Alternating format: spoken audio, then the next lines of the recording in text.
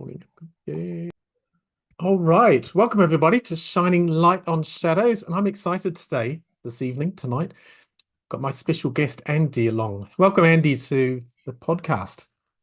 Thank you, John. I am so excited, to be shining light on some shadows and having interesting conversations around that. Thank you for having me. No problem. I've been excited about this because we had quite a good chat last time. We made quite a good connection. So I'm really interested Yes. to explore how you see shadows, how you deal with shadows, how you interact and integrate shadows. So first of all, tell us about yourself and how shadows have influenced your life.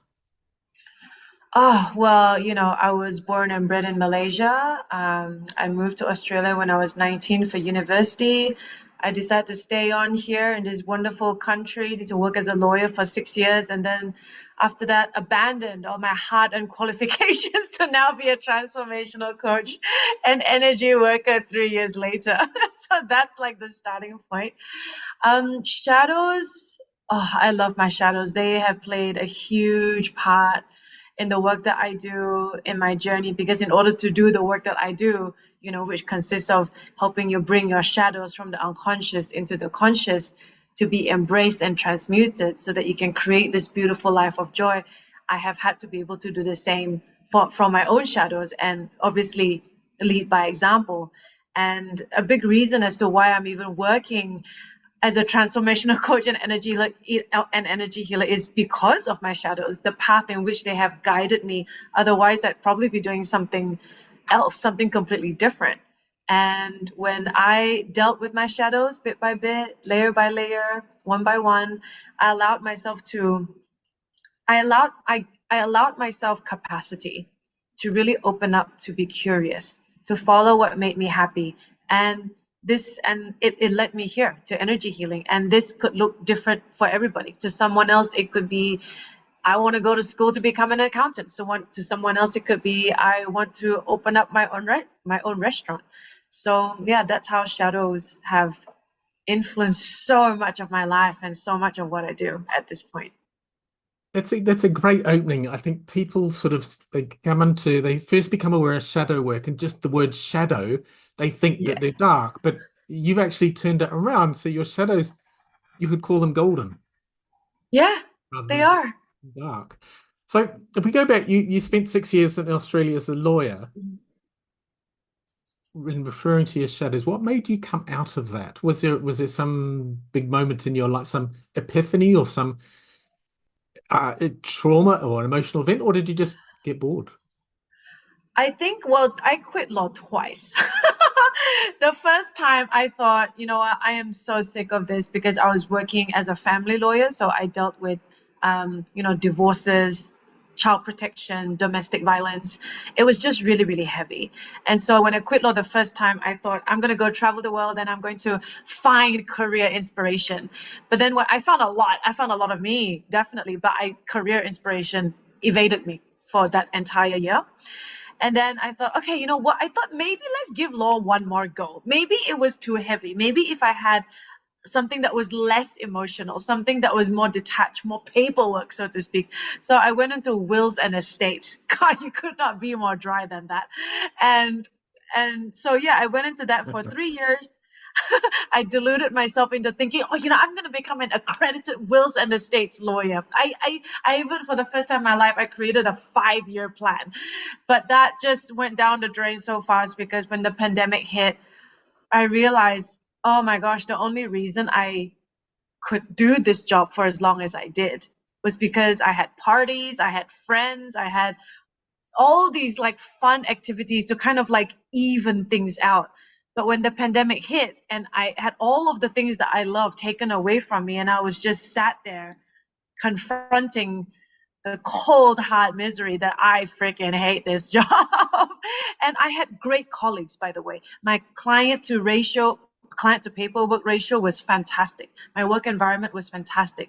My bosses were fantastic. I should have literally no reason to not be there, but I was miserable and empty. So I thought, I just have to move. I didn't know where I was gonna go to, but I have to go. I can't do this anymore. I'm so afraid. Yes, because I don't know where I'm going. But if I stay here, I am 100% going to sink into depression. But if I take my chances out there, Mm. there's a 50% chance I might hit something, you know? Hit gold. Hit Hit gold. Hit your gold. golden Yes. shadows. I think that's an interesting point you bring up that we spend so many people, and I'm a coach, I'm a transformational coach as well. So many people they use the distractions so they don't have to deal with reality.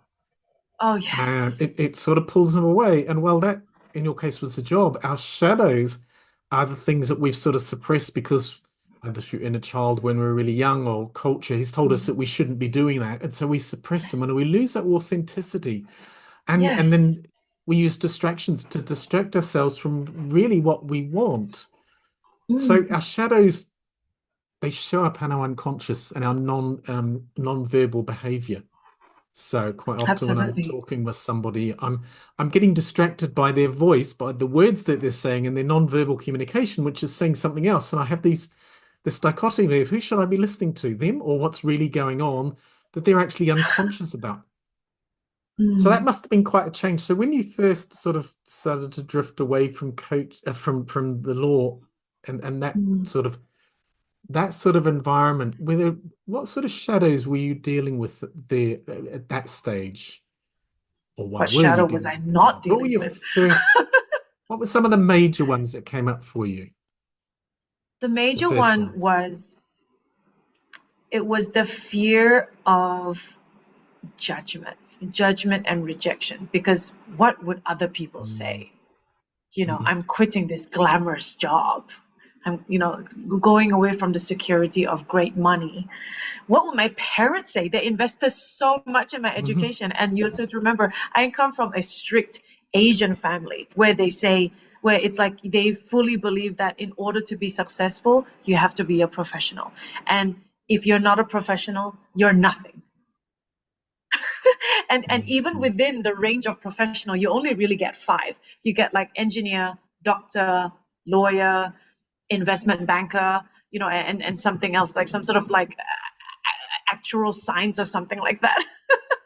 Finance. So it was that was the first thing. It's like, what would they say? And then that means that, oh my goodness, they're going to reject me, they're going to abandon me, or or like, I will no longer, have somewhere I belong, or nowhere that I would be supported. And that compounded on top of what I was already feeling. But what I didn't know that I was feeling was that I do feel rejected, and I do feel like I don't belong, and I do feel like I'm already abandoned, and I already do carry beliefs and feelings around like I'm alone in this world, and I have to make it on my own because I don't have anyone to rely on. This is star seed, kind of like quality traits, but that'll be like a different topic for another day.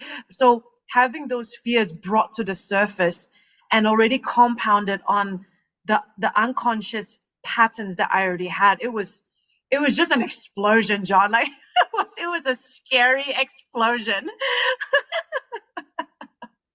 Those were I'm talking to somebody, interview or not, having a chat with somebody in a few weeks about the dark night of the soul. And I think we mm, go, when we start to compound those things, when the pressures start to come up on us and they start to they start to layer, it can become transformational and not it not is. necessarily in a good way. The dark night of the soul is really dealing with some of the things facing our shadows, sort of by Yes. ourselves. So, and I think you're a coach, I'm a coach. That one about rejection, am I Mm, going to be good enough? How will people perceive me? Is something that comes yes. up a lot with people at whatever level, but is one of the major ones. And I think the challenge Mm, is, of course, that we're looking outside for validation. And when we're really young, yes. we see everything as one. So we're living in a non-dual state, and then we start to learn. And that first moment of the baby in the crib, or in the bassinet, being separated from the parents, we start to learn this separation, and then we start to look for validation. Is what I'm doing Yes. good enough? Am Yes. I congratulated, or am I loved by my parents, or am I rejected by my parents? And it can be quite quite challenging. But of course, when we're our age, that's not the the imagery, the sense that comes up, but it is the emotion that comes up. And I'm Mm. quite interested how you, with these quite big shadows start to come up, these quite big challenges. How did you deal with them? Did you find yourself a coach, or did you take some When pills? these, Lots of people take pills. They look to the outside. Oh, we're not going down that track today. This is about, that'll be for another topic, yeah. another day. For me, when I face that, well, I guess we would talk about 2 points. One, it came up like in a major way at two particular points. One was just when I was thinking of quitting law, and another one was when I was trying to build up my business as a digital nomad coach. Those were the two main points. Mm. So the first point, yeah, my best friend, he suggested this. He had worked with this coach, and he had suggested what, he pushed me to work with this coach. And at that point, I didn't know that coaches other than soccer coaches, sports coaches existed. Okay, I this was end of 2020. I don't know what personal development is, and as a lawyer, we don't do personal development because we don't do vulnerability and we don't do emotions. We just push and we fight to get the result that we need for our clients, right? So when I was being in this position and stuck, like, he pushed me to hire this person, and she labeled herself as a coach, but what I came to realize about a year or two later was that she was actually an energy healer. So that was my first foray into personal development. It was actually Mhm. through energy healing. So she took me through like a 10-week process of clearing all of my chakras and manifestation at the very end. I didn't even know what manifestation was, you know what I mean? But what I do know is that every single week when she did her clearing of each chakra, I didn't even know what that was. I just went along with it.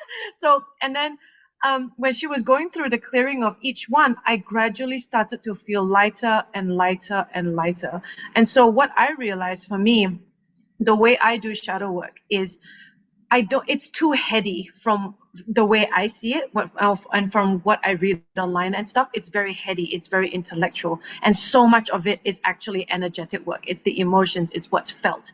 And so from the very beginning, even though my brain tried to rationalize and intellectualize things, there was another part of me that was just like, no, Andy, you're just going to have to feel through it.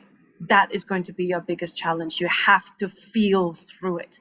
And so now that I'm so good at feeling, I don't even bother really identifying any shadows anymore. The feeling, a horrible feeling comes up, and I feel through it, I shift it, and then it's gone.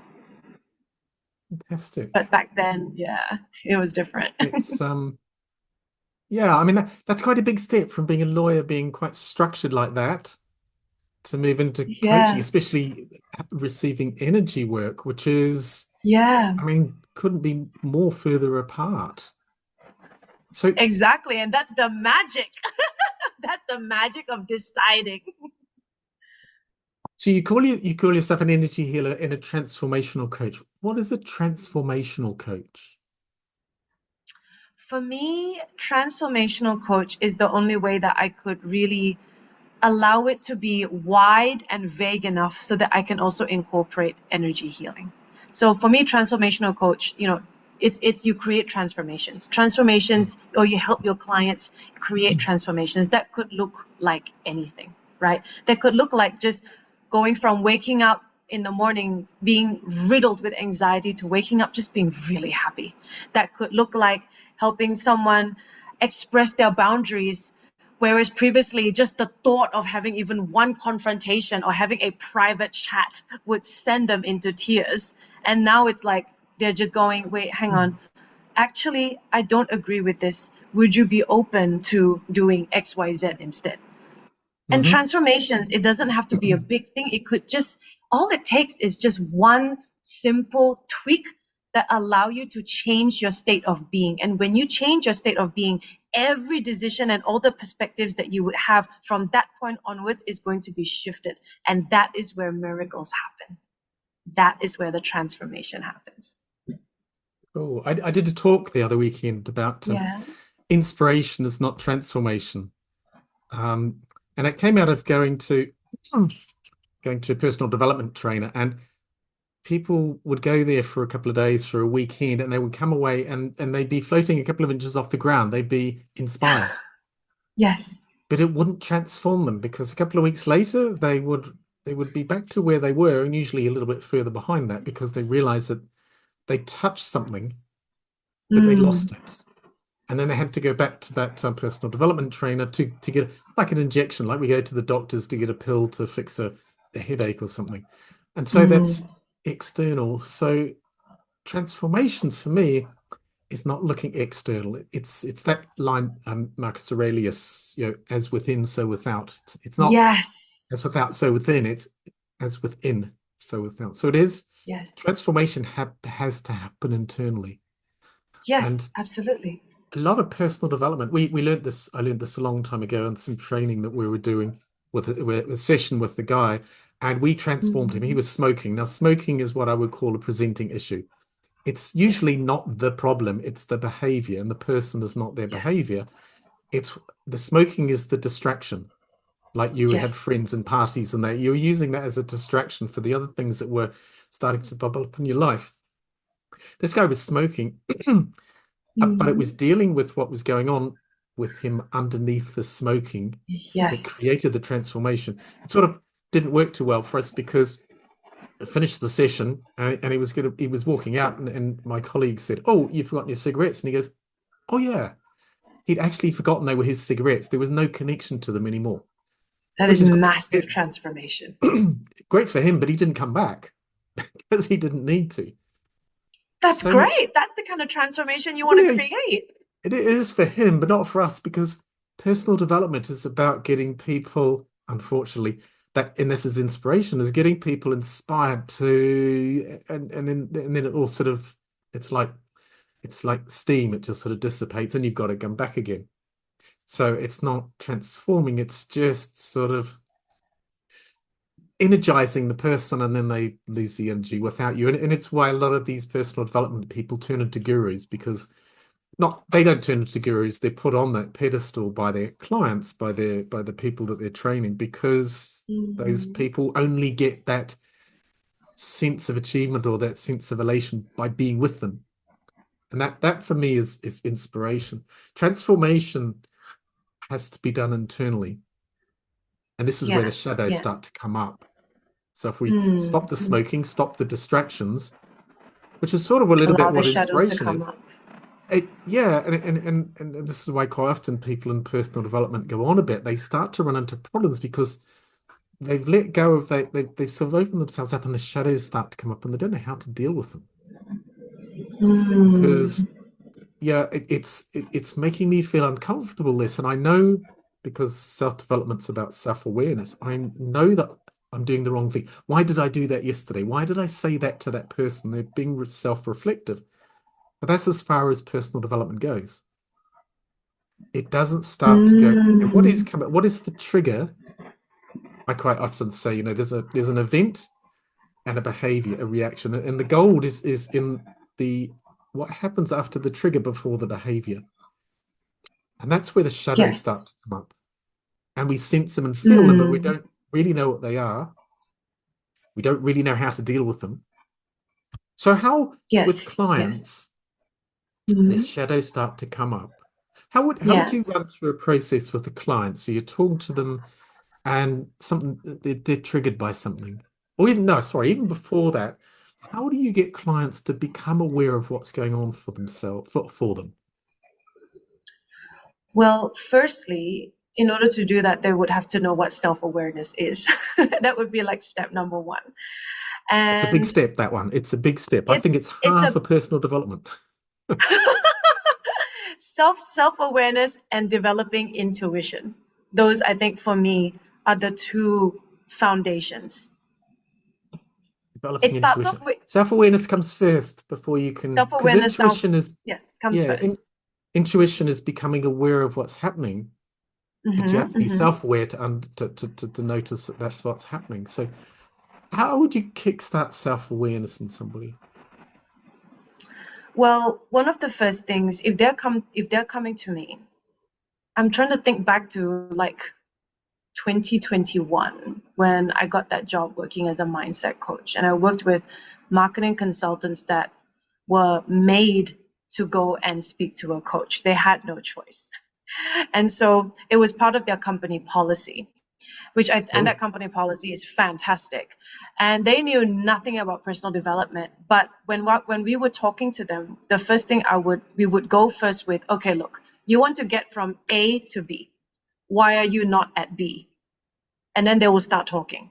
And then they'll say, oh, because of this and because of that and because of this and because of that. And then from that point onwards, it's just about, well, why are you not taking this action to do this thing or taking this action to do that thing? And then from there, they're starting to build awareness as we dig deeper and deeper into the yeah. why, that they are not taking the relevant action, why it is that they are feeling that they are afraid, or why is it that they are feel triggered about this. Why do they hate confrontation? Why do they feel that they don't deserve this promotion, or throw their hat in the ring at the very least? And then when we start digging deeper and deeper and deeper, it always usually comes down to, I am not enough. And then suddenly they're leaving this session going, wow, I never knew that these were the questions. I never knew that these were the signs, that these emotional triggers pointed me towards that. Mm. Most of And us that's the carry beginning that of how. belief. I'm not Yes, enough. yes. But in as a rule, generally, I'm Hmm. not enough compared to. So I'm not enough compared Yes, to my siblings or my work colleague. colleague. So we're Yes. looking outwards. Hmm. I think that it's fascinating that getting from A to B, it's all the stuff in between. And getting from A to B, where you are to where you want to be, is not a straight line. There's No, it all is the bits not. in between that you It's have to deal valleys with. and peaks.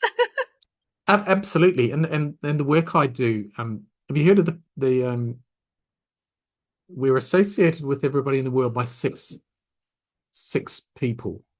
What is the line? There's an exercise done, and they've reproduced it on Google and Yellow Pages.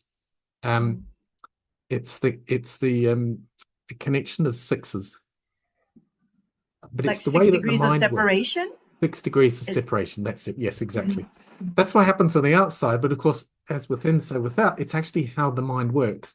So the mind has Absolutely. to make the connections to get from A to B, and it Mm. can't do it consciously because some of those connections points are going to be the shadows, are going to be the blocks. So I Yes. can't get to B because I'm not worthy, I'm not enough.